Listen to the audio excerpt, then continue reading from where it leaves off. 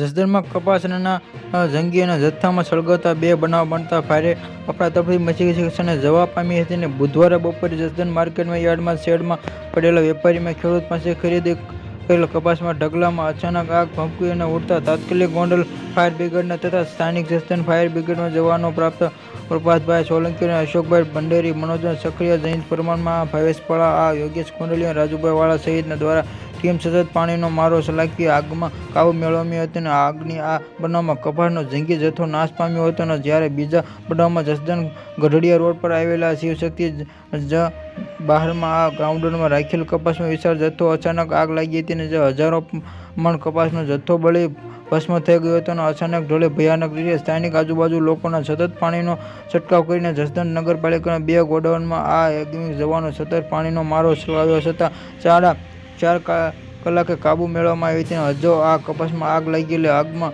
ફફડાફફડી મશીનો જોવા પામી હતી.